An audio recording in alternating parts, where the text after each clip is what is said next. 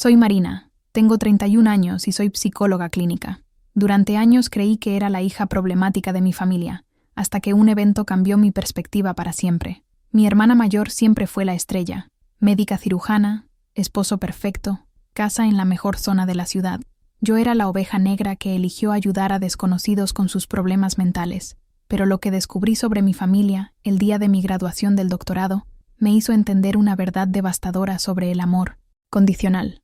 La lección que aprendí ese día no solo salvó mi salud mental, sino que me enseñó el valor de establecer límites.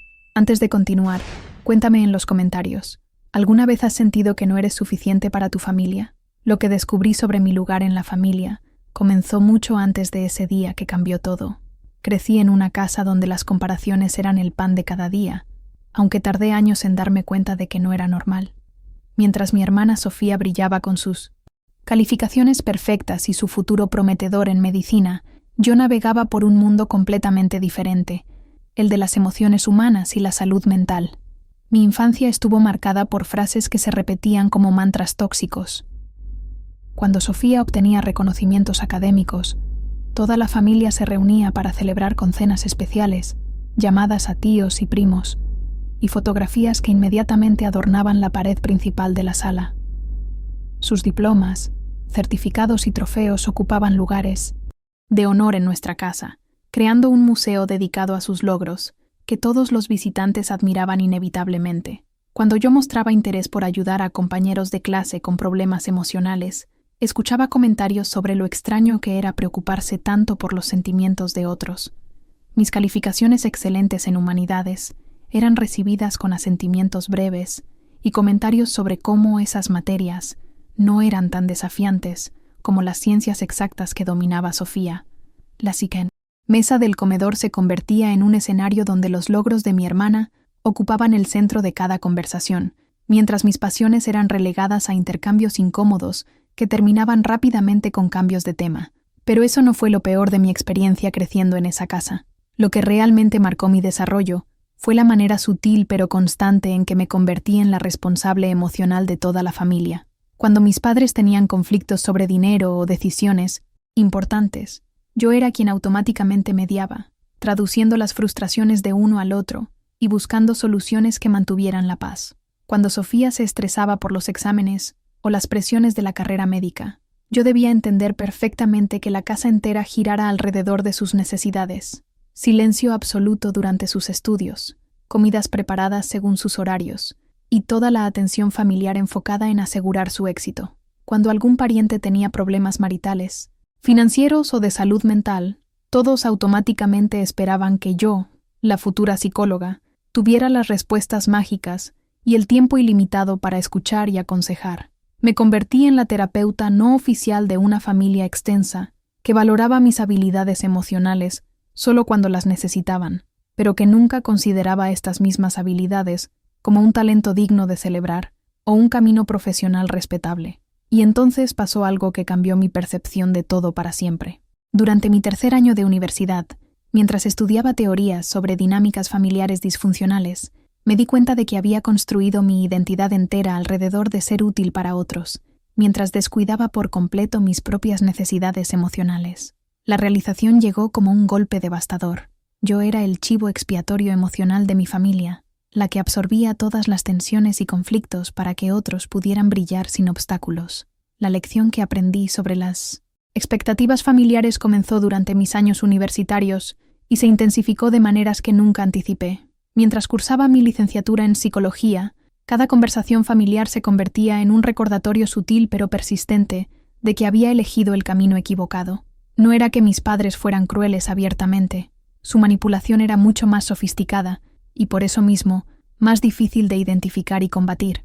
Durante las cenas familiares de los domingos, rituales sagrados, en nuestra casa, escuchaba historias detalladas y extensas sobre los éxitos de Sofía en la Facultad de Medicina. Sus rotaciones en hospitales prestigiosos se narraban como aventuras épicas. Las felicitaciones de sus profesores se repetían palabra por palabra, y cada examen aprobado se convertía en una celebración que duraba toda la semana. Los nombres de los doctores que la mentoreaban se mencionaban con reverencia, como si fueran celebridades, y sus oportunidades de investigación se discutían, con el mismo entusiasmo que otros reservan para hablar de vacaciones soñadas. Cuando llegaba mi turno de compartir sobre mis estudios en terapia cognitivo-conductual, mis prácticas en centros comunitarios donde ayudaba a familias de bajos recursos, o mis investigaciones sobre trauma intergeneracional, el ambiente cambiaba de manera palpable. Las sonrisas se volvían forzadas y condescendientes. Las respuestas eran monosílabos educados, y inevitablemente la conversación regresaba a temas más importantes o más relevantes para el futuro de la familia. Mis padres tenían una habilidad magistral para hacer preguntas que sonaban interesadas, pero que en realidad estaban diseñadas para minimizar. ¿Y eso realmente ayuda a la gente? ¿O cuánto se puede ganar en ese campo? Lo que descubrí me dejó sin palabras cuando comencé a trabajar con mis propios pacientes y reconocí en sus historias familiares los mismos patrones exactos que vivía en casa cada día. La realización llegó como un rayo. Durante una sesión particularmente intensa, con una joven que describía cómo sus padres comparaban constantemente sus logros artísticos con la carrera empresarial de su hermano. Mientras la escuchaba hablar sobre la invalidación constante de su talento y la presión de cambiar de carrera, sentí como si estuviera escuchando mi propia historia narrada por otra persona. Esa noche, llegué a casa y me quedé despierta hasta las 4 de la madrugada, analizando décadas de interacciones familiares con la nueva perspectiva que mi formación profesional me había dado. Yo estaba siendo víctima de los mismos mecanismos de manipulación emocional que ayudaba a otros a identificar y superar en mi consulta. La ironía era tan brutal que resultaba casi cómica. Me había convertido en experta en dinámicas familiares tóxicas porque había vivido inmersa en una durante toda mi vida. Pero eso no fue lo peor de todo lo que estaba descubriendo sobre mi familia y sobre mí misma. El verdadero impacto llegó cuando me di cuenta de que había internalizado tanto estos mensajes de inferioridad que había comenzado a cuestionar mi propia vocación de maneras devastadoras. Noches enteras me quedaba despierta preguntándome si realmente había elegido la psicología por una pasión genuina hacia la salud mental, o simplemente como una forma subconsciente de rebelarme contra las expectativas familiares que nunca podría cumplir. La duda se había infiltrado tan profundamente en mi autoestima que comencé a sabotear mis propios éxitos. Cuando recibí una beca de investigación prestigiosa, mi primera reacción no fue celebrar, sino preguntarme si realmente la merecía. Cuando mis profesores me recomendaron para programas de posgrado competitivos, asumí que era porque las ciencias sociales eran más fáciles que la medicina.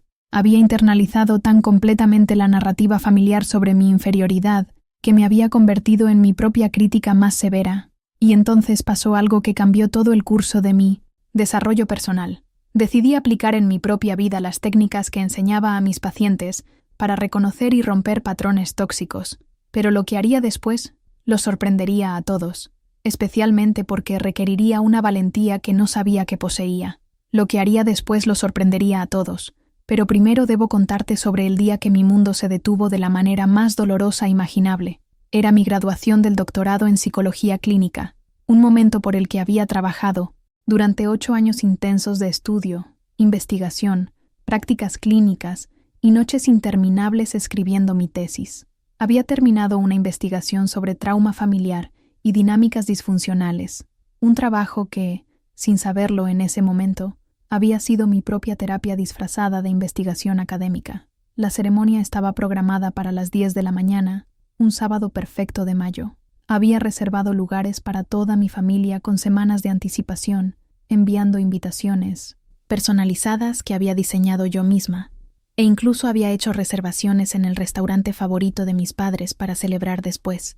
Durante semanas había imaginado obsesivamente ese momento: caminar por el escenario con mi toga y birrete, recibir mi título de doctora, y finalmente, después de 3 décadas de vida, ver orgullo genuino e indisimulado en los ojos de mis padres. Por primera vez en mi existencia, había logrado algo que creía podría igualar o incluso superar los logros médicos de mi hermana. Un doctorado representaba años más de estudio que su especialización, y mi investigación había sido aceptada para publicación en una revista internacional. Tenía ofertas de trabajo en clínicas prestigiosas y universidades reconocidas. Finalmente, pensé, tendría mi momento de reconocimiento familiar. La mañana de la graduación me desperté a las 5 a.m., demasiado nerviosa para seguir durmiendo. Preparé un desayuno especial, planché mi mejor vestido para usar bajo la toga y practiqué mi discurso de agradecimiento en el espejo. A las 6:30, mientras terminaba de alistarme, escuché la notificación de un mensaje en mi teléfono. Pero cuando vi la pantalla de mi teléfono esa mañana, mi mundo se detuvo de una manera que nunca había experimentado antes. Un mensaje de mi madre, enviado a las 6 a.m. exactamente, decía textualmente: Marina, no podremos asistir a tu graduación. Sofía tiene una emergencia en el hospital y necesitamos cuidar a los niños. Esperamos que entiendas que las emergencias médicas son más importantes que las ceremonias académicas. Estamos seguros de que lo harás bien.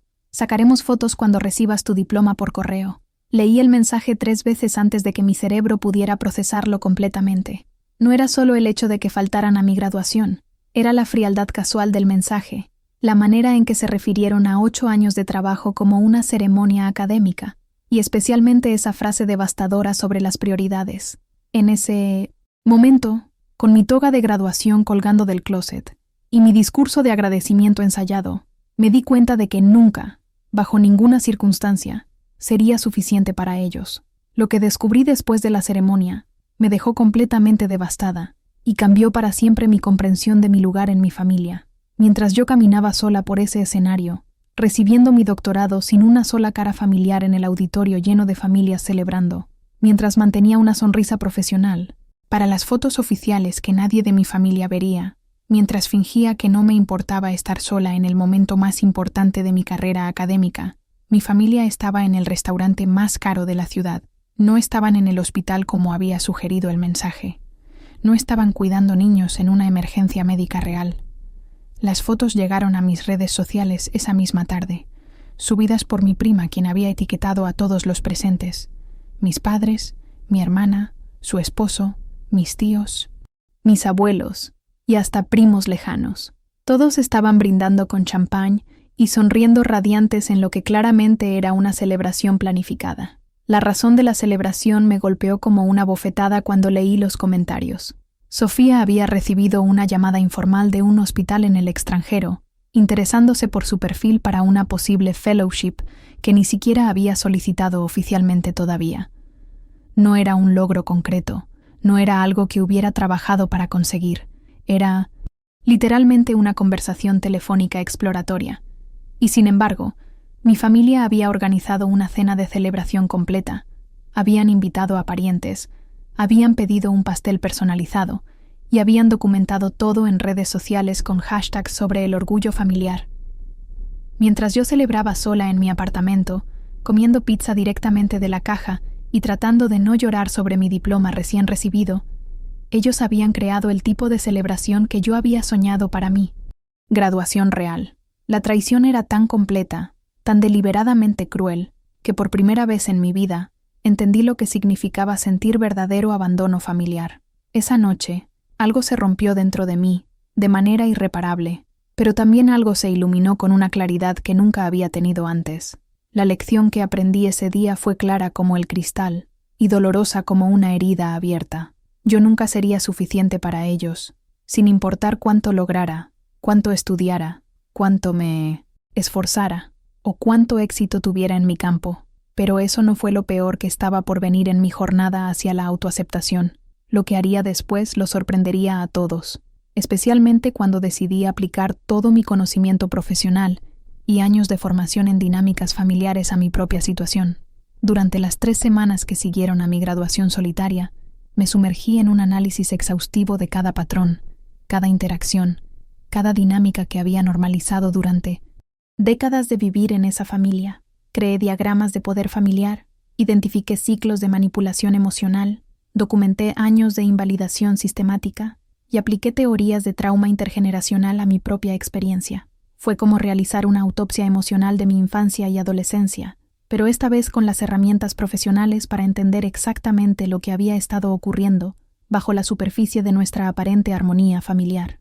La confrontación llegó de manera inesperada durante una cena familiar un mes después de mi graduación, en una de esas reuniones dominicales que yo había comenzado a evitar, pero a las que todavía asistía por costumbre, y una parte de mí que aún esperaba reconocimiento. Sofía había anunciado oficialmente su compromiso con un colega médico, y como era completamente predecible, toda la conversación giró exclusivamente alrededor de los planes de boda, la luna de miel planeada en Europa, los preparativos que requerirían la participación de toda la familia durante los próximos 8 meses, y lo afortunada que era la familia de tener una nuera doctora también.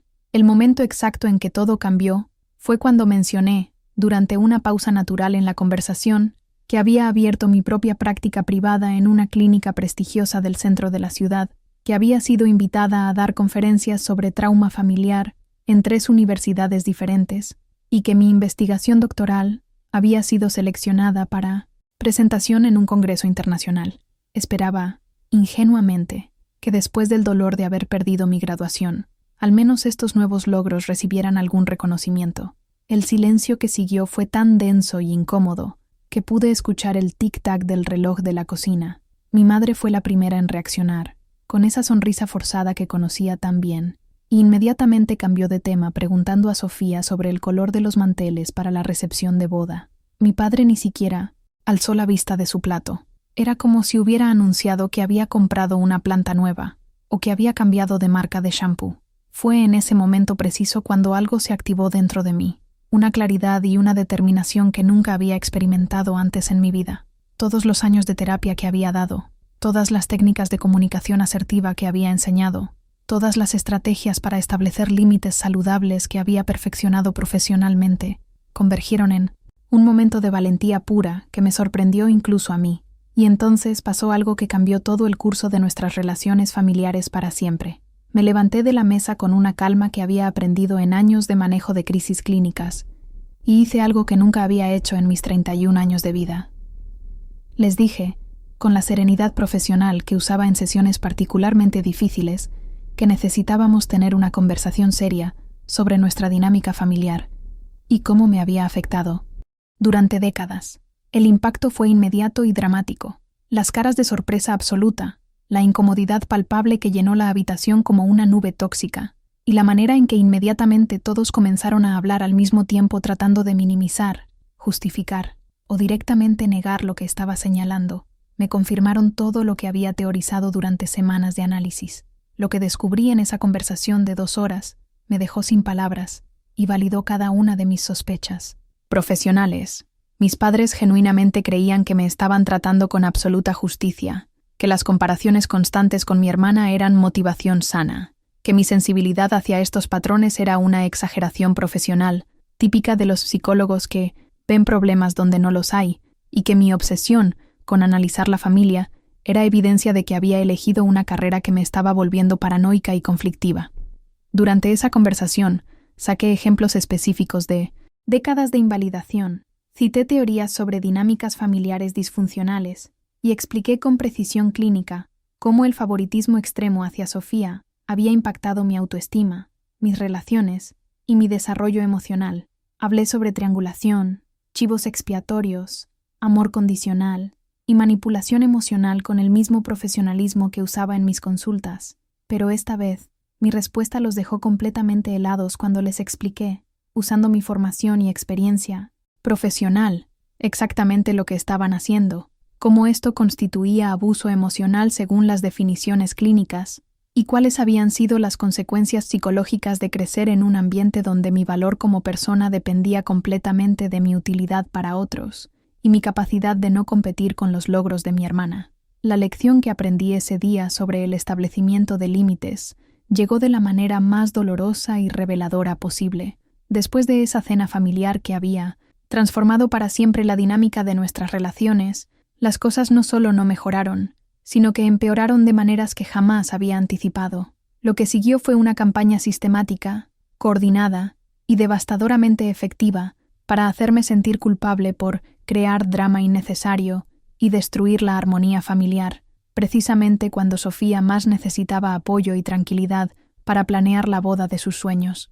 Durante las 3 semanas que siguieron a mi confrontación, recibí llamadas diarias de una procesión interminable de parientes, tíos, primos, cuñados, abuelos e incluso amigos de la familia que raramente me contactaban. Todos llegaron con exactamente el mismo mensaje, entregado con variaciones mínimas, pero con la misma esencia tóxica. Estaba siendo egoísta al centro de atención durante el momento especial de mi hermana, dramática al exagerar problemas imaginarios de la infancia y profundamente poco empática hacia las necesidades emocionales de una familia que siempre me había amado incondicionalmente. Pero lo que descubrí me dejó sin palabras y me reveló el verdadero alcance de la manipulación familiar que había estado ocurriendo durante años.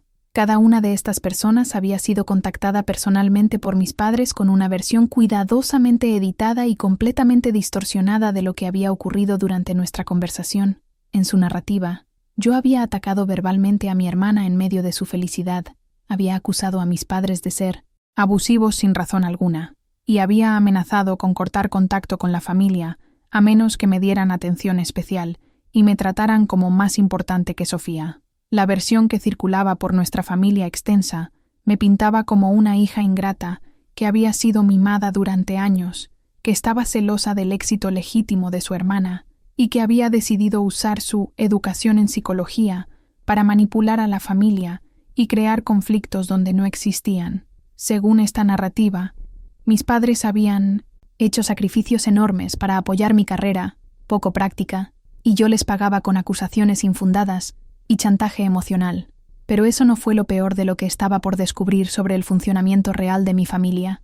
Lo que realmente me devastó fue darme cuenta de que habían comenzado a excluirme sistemáticamente de las decisiones familiares importantes, una estrategia de aislamiento que reconocí inmediatamente de mis estudios sobre dinámicas abusivas. Las reuniones para planear la boda de Sofía se programaban y cancelaban sin notificarme, aparentemente por olvido. Las celebraciones familiares comenzaron a programarse en horarios que coincidían exactamente con mis horarios de consulta, que toda la familia conocía perfectamente, porque había sido tema de conversación durante años. Cuando preguntaba sobre eventos o decisiones familiares importantes, recibía respuestas vagas sobre cómo se había decidido last minute, o no queríamos molestarte con detalles menores dado que estás tan ocupada con tu trabajo.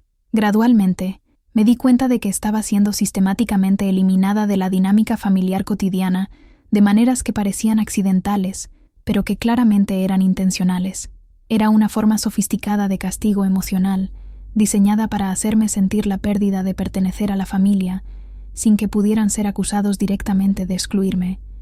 Y entonces pasó algo que cambió todo mi entendimiento sobre el amor familiar y me llevó a una revelación que transformaría mi vida para siempre. Me di cuenta de que, por primera vez en mi existencia, prefería la exclusión consciente y honesta a la inclusión tóxica que había experimentado durante toda mi vida. El silencio doloroso pero auténtico se sentía infinitamente más saludable que las conversaciones llenas de comparaciones, manipulación e invalidación constante que habían caracterizado cada interacción familiar durante décadas. Por primera vez, el aislamiento no se sentía como castigo, sino como liberación. No tener que gestionar las emociones de otros, no tener que justificar mis logros profesionales, no tener que escuchar comparaciones constantes con mi hermana, no tener que fingir que los comentarios hirientes eran bromas inofensivas, creaba un espacio mental y emocional que no sabía que necesitaba desesperadamente. La decisión que tomé esa noche, mientras revisaba mi agenda completamente llena de pacientes que sí valoraban mi trabajo y respetaban mi experiencia profesional, fue la más difícil y transformadora de mi vida. Lo que haría después los sorprendería a todos, pero principalmente me sorprendió a mí misma cuando me di cuenta de que tenía el valor de hacer algo que nunca pensé que sería capaz de hacer. Decidí que era hora de establecer límites reales y definitivos, aunque eso significara perder para siempre a mi familia, tal como la había conocido durante 31 años. Lo que hice después cambió el curso de mi vida para siempre, pero no fue una decisión impulsiva tomada en 1970. Un momento de dolor emocional. Durante las 5 semanas que siguieron al último enfrentamiento familiar, me dediqué meticulosamente a aplicar todas las técnicas profesionales que había aprendido durante años de formación en terapia familiar y trauma intergeneracional. Este proceso se convirtió en el ejercicio de autoconocimiento más intenso y revelador de mi vida. Escribí un análisis exhaustivo de mi dinámica familiar que ocupó 47 páginas a espacio simple. No era un documento lleno de reclamos, emocionales descontrolados o acusaciones dramáticas, sino un análisis profesional calmado y meticulosamente documentado de cómo las interacciones familiares habían afectado mi desarrollo emocional, mi autoestima y mi capacidad de establecer relaciones saludables durante 3 décadas completas de vida. Incluí ejemplos específicos de episodios de invalidación emocional, documenté patrones repetitivos de comparación y favoritismo, analicé las consecuencias psicológicas de crecer en un ambiente donde el amor era completamente condicional al cumplimiento de expectativas irreales, y examiné cómo había internalizado estos mensajes hasta el punto de sabotear mis propios éxitos y cuestionar constantemente mi valor como persona. El proceso de escribir este análisis fue simultáneamente devastador y liberador. Por primera vez en mi vida, podía ver con absoluta claridad objetiva los patrones que habían gobernado cada aspecto de mi desarrollo. Era como finalmente tener el mapa completo de un territorio emocional que había navegado a ciegas durante décadas, tropezando constantemente con los mismos obstáculos sin entender por qué. Pero lo que descubrí mientras documentaba meticulosamente estos patrones me dejó sin palabras y cambió fundamentalmente mi comprensión de las relaciones familiares. Me di cuenta de que había estado esperando durante 31 años que mi familia cambiara, que reconociera mi valor, que modificara sus patrones tóxicos, cuando la única persona en todo este sistema que tenía el poder real de cambiar la dinámica era yo misma. La lección que aprendí durante esas semanas de análisis intenso fue profundamente liberadora y aterrorizante al mismo tiempo. No puedes controlar cómo otros te tratan. No puedes forzar a nadie a valorarte apropiadamente. No puedes cambiar patrones familiares que han existido durante generaciones, pero sí puedes controlar completamente cuánto acceso tienen estas personas a tu vida emocional y cuánto poder les das para afectar tu bienestar. Y entonces pasó algo que cambió todo mi entendimiento sobre el amor propio y la autoprotección. Decidí escribir una carta que no sería un ultimátum emocional ni una lista de demandas, sino una explicación clara, profesional y definitiva de las decisiones que había tomado para proteger mi salud mental y construir una vida basada en relaciones genuinamente saludables. La carta final tenía 12 páginas cuidadosamente editadas. Les expliqué que había identificado patrones sistemáticos de manipulación emocional, favoritismo extremo e invalidación constante que habían caracterizado nuestras interacciones durante décadas. Les comuniqué que, como profesional de la salud mental, no podía continuar participando en dinámicas que reconocía como fundamentalmente dañinas para mi bienestar psicológico. Más importante, les informé que tomaría un periodo indefinido de distancia de todas las interacciones familiares para sanar del trauma acumulado de años de amor condicional y comparaciones destructivas. No era un castigo diseñado para manipularlos o forzar cambios en su comportamiento. Era una decisión de autoprotección basada en mi conocimiento profesional sobre lo que necesitaba para recuperar mi salud emocional. Les expliqué que cuando estuviera lista para considerar algún tipo de reconexión futura, sería únicamente bajo condiciones completamente diferentes, sin comparaciones con mi hermana, sin invalidación de mi carrera profesional, sin manipulación emocional disfrazada de preocupación familiar y con respeto genuino por mis límites y decisiones de vida. La carta terminaba con una frase que había ensayado cientos de veces y que representaba la culminación de años de crecimiento personal. He aprendido a valorar mi propia paz mental más que la aprobación de personas que han demostrado consistentemente que no pueden amarme incondicionalmente. Envié la carta un martes por la mañana, después de haber pasado el fin de semana entero, asegurándome de que estaba preparada, emocionalmente, para cualquier respuesta que pudiera recibir. No la envié como un ultimátum desesperado o un intento de manipulación emocional, sino como una comunicación clara y final sobre decisiones que ya había tomado independientemente de sus posibles reacciones. Lo que haría después los sorprendería a todos, especialmente porque estaba a punto de descubrir que tenía una fortaleza emocional que nunca había sabido que poseía. Pero antes de eso, tendría que enfrentar consecuencias que fueron simultáneamente más dolorosas y más liberadoras de lo que jamás había anticipado. La lección que aprendí sobre las consecuencias de establecer límites saludables llegó de manera brutal pero absolutamente necesaria para mi crecimiento personal. La respuesta a mi carta llegó exactamente 72 horas después de haberla enviado, y no fue la reflexión madura o el diálogo constructivo que una pequeña parte ingenua de mí todavía esperaba secretamente. En su lugar, recibí una respuesta que confirmó cada una de mis sospechas sobre la naturaleza tóxica de mi dinámica familiar. La respuesta llegó en forma de un mensaje grupal de WhatsApp que incluía a todos los miembros de la familia extensa, desde mis padres hasta primos lejanos que rara vez veía. El mensaje, escrito por mi madre con un tono de martirización perfectamente calibrado, decía textualmente que habían decidido respetar mi decisión de alejarme de la familia y que no me contactarían más hasta que yo madurara emocionalmente y entendiera que la familia siempre debe ser la prioridad número 1, especialmente durante momentos importantes como la preparación de una boda. Lo que más me impactó no fue el contenido del mensaje, que era predeciblemente manipulativo, sino el hecho de que hubieran decidido hacer pública mi decisión de establecer límites. Era una estrategia calculada para crear presión social y hacerme quedar como la villana de la historia familiar, la hija problemática que había abandonado a su familia por razones egoístas e inmaduras. Durante los días que siguieron, recibí una avalancha de mensajes de familiares expresando su decepción conmigo, su apoyo incondicional a mis padres y su esperanza de que pronto entrara en razón y pidiera perdón por el dolor que había causado. Era exactamente la respuesta que había predicho basándome en mi conocimiento sobre dinámicas familiares tóxicas, pero experimentarla directamente fue más doloroso de lo que había anticipado. Pero lo que descubrí en las semanas que siguieron me dejó sin palabras y transformó completamente mi comprensión de lo que significaba vivir sin drama familiar constante. La ausencia de manipulación emocional diaria creaba un espacio mental y emocional que no sabía que necesitaba desesperadamente. Por primera vez en mi vida adulta, no tenía que gestionar las emociones de otros miembros de la familia, no tenía que justificar constantemente mis decisiones profesionales, no tenía que prepararme mentalmente para cada interacción familiar, como si fuera una batalla emocional.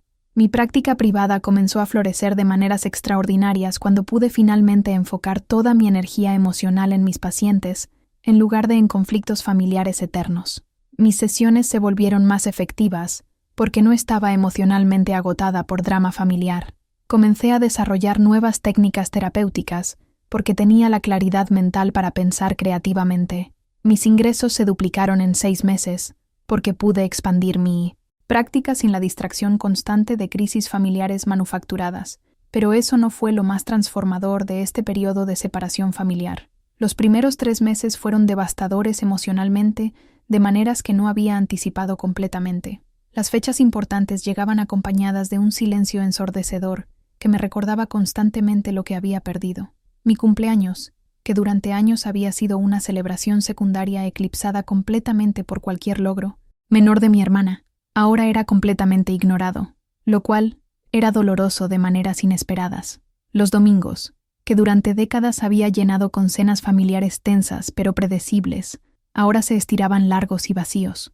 Había momentos de profunda soledad, donde cuestionaba si había tomado la decisión correcta, si realmente valía la pena cambiar el dolor familiar conocido por la incertidumbre, de construir una vida completamente nueva, basada en relaciones saludables.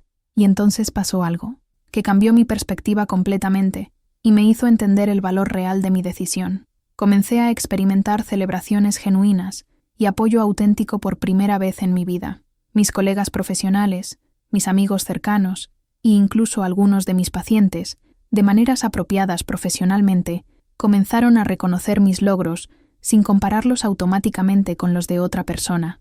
Recibí un reconocimiento estatal por mi trabajo en trauma familiar, y la felicidad que sentí fue completamente pura, no contaminada por la anticipación automática de que fuera minimizada, eclipsada o comparada desfavorablemente con algún logro de mi hermana. Pude celebrar mi éxito sin reservas mentales, sin prepararme para la decepción, sin protegerme emocionalmente de la invalidación que había aprendido a esperar. La transformación más profunda llegó cuando me di cuenta de que había comenzado a valorar mis propios logros, sin necesidad de validación externa familiar. Mis opiniones sobre mi trabajo, mi vida, mis decisiones, comenzaron a importarme más que las opiniones de personas que habían demostrado consistentemente que no podían valorarme apropiadamente. Lo que haría después los sorprendería a todos, especialmente porque había descubierto algo que nunca esperé encontrar en medio de tanto dolor. Una paz mental profunda y auténtica que nunca había experimentado mientras intentaba ganar la aprobación de personas que habían decidido hace años que yo nunca sería suficiente. La Nari no Lección más importante y transformadora que aprendí durante este proceso de separación y crecimiento llegó exactamente 10 meses después de haber enviado esa carta, que cambió mi vida para siempre. Estaba en mi consulta, trabajando con una paciente joven que describía una dinámica familiar devastadoramente similar a la que yo había vivido durante décadas, cuando me di cuenta de algo extraordinario y profundamente sanador. Estaba ayudando a otros a sanar heridas familiares profundas, usando la sabiduría y fortaleza que había desarrollado al transformar mi propio trauma en crecimiento personal. Mi práctica profesional había evolucionado de maneras que nunca había imaginado posibles. La experiencia personal de establecer límites saludables me había convertido en una terapeuta infinitamente más efectiva y empática. Podía identificar patrones de manipulación familiar con una precisión que impresionaba a mis colegas. Podía guiar a pacientes a través del proceso de establecer límites, porque yo había navegado personalmente ese territorio tan difícil y podía ofrecer esperanza auténtica, porque había vivido la transformación que les prometía era posible. Mi práctica había crecido hasta tener una lista de espera de 4 meses para nuevos pacientes. Me había especializado completamente en terapia familiar y trauma intergeneracional, convirtiéndome en la referente más respetada de la región en dinámicas familiares tóxicas y recuperación del abuso emocional. Había desarrollado un programa de talleres sobre límites saludables que se había expandido a 6 ciudades diferentes, y regularmente daba conferencias en universidades y congresos profesionales sobre mi metodología terapéutica. Pero lo que descubrí me dejó sin palabras y validó completamente el dolor que había atravesado para llegar a este punto. Todo este crecimiento profesional extraordinario había sido posible únicamente porque había tenido el valor de aplicar en mi vida personal los principios que enseñaba profesionalmente. Me había convertido en un ejemplo viviente de que era posible sanar del trauma familiar y construir una vida basada en autorrespeto y relaciones genuinamente saludables. Más importante aún, había desarrollado una autoestima que no dependía de la aprobación externa de nadie. Por primera vez en mi existencia, mis opiniones sobre mi trabajo, mi valor como persona y mis decisiones de vida importaban más que las opiniones de cualquier otra persona. Había encontrado una paz interior que no sabía que era posible experimentar. Y entonces pasó algo que cambió todo mi entendimiento sobre el perdón, la reconciliación y la posibilidad de transformación familiar. Exactamente 1 año después de mi última comunicación con mi familia, recibí un mensaje de texto de mi hermana Sofía. No era una disculpa completa o un reconocimiento total de los patrones tóxicos familiares, pero era algo que nunca había esperado. Un reconocimiento honesto de que tal vez algunas cosas en nuestra dinámica familiar no habían sido completamente justas para mí. El mensaje era simple pero significativo. He estado reflexionando mucho durante este año. Creo que había cosas en cómo te tratábamos que no eran correctas. ¿Podrías considerar tomar un café conmigo, sin presión, solo para hablar? Era la primera vez en nuestras vidas que Sofía iniciaba una conversación conmigo sin agenda familiar, sin pedirme algo, sin compararme con sus propios logros. Pero eso no fue lo más impactante de lo que estaba por descubrir. La conversación que tuvimos 2 semanas después me reveló algo completamente inesperado. Mi hermana también había estado sufriendo bajo el peso de las expectativas familiares extremas. Mi ausencia había creado un vacío que la había forzado a darse cuenta de cuánto había dependido de tenerme como contraste para sentirse exitosa y valorada. Sin mí allí para absorber las críticas familiares y servir como el ejemplo de lo que no se debía hacer, Sofía había comenzado a experimentar directamente la presión tóxica que yo había vivido toda mi vida. Por primera vez, ella era el foco exclusivo de todas las expectativas familiares, y había descubierto que era asfixiante de maneras que nunca había entendido cuando yo estaba allí para dividir esa carga. Ambas habíamos sido víctimas de un sistema familiar que creaba competencia donde debería haber existido apoyo mutuo, que establecía amor condicional basado en logros comparativos y que había impedido que desarrolláramos una relación de hermanas auténtica y amorosa. Lo que hice después sorprendió incluso a mis colegas terapeutas. Establecí condiciones extremadamente claras para una posible reconciliación gradual y limitada. No era un regreso a la dinámica familiar anterior bajo ninguna circunstancia, sino la construcción cuidadosa de relaciones completamente nuevas basadas en respeto mutuo, comunicación honesta y límites saludables inquebrantables. Le expliqué a Sofía que cualquier relación futura tendría que existir completamente separada de la dinámica familiar tóxica. Nada de reuniones familiares grupales, nada de comunicación a través de nuestros padres, nada de discusiones sobre la familia extensa o presión para arreglar las relaciones rotas. Si queríamos conocernos como hermanas adultas, tendría que ser una relación completamente nueva, construida desde cero. La lección más transformadora que aprendí de todo este proceso cambió no solo mi vida personal, sino también mi práctica profesional para siempre. Establecer límites saludables no es construir muros impenetrables para siempre, sino crear puertas con cerraduras seguras que tú controlas completamente. Tienes el poder de decidir quién entra, cuándo y bajo qué condiciones, pero nunca tienes que sacrificar tu bienestar emocional por mantener relaciones que te dañan. Hoy, 3 años después de haber enviado esa carta que cambió mi vida, tengo una relación limitada pero genuinamente saludable con mi hermana, una práctica terapéutica, próspera que me llena de propósito, y algo que nunca había tenido antes, una autoestima sólida que no depende de la aprobación de otras personas para existir. ¿Has tenido que establecer límites difíciles con tu familia? ¿Cómo fue tu experiencia navegando el proceso de poner tu salud mental primero? Comparte tu historia en los comentarios y recuerda suscribirte si este contenido te ayudó a reflexionar sobre tus propias dinámicas familiares. A veces, las familias que elegimos y construimos son más saludables que aquellas en las que nacimos,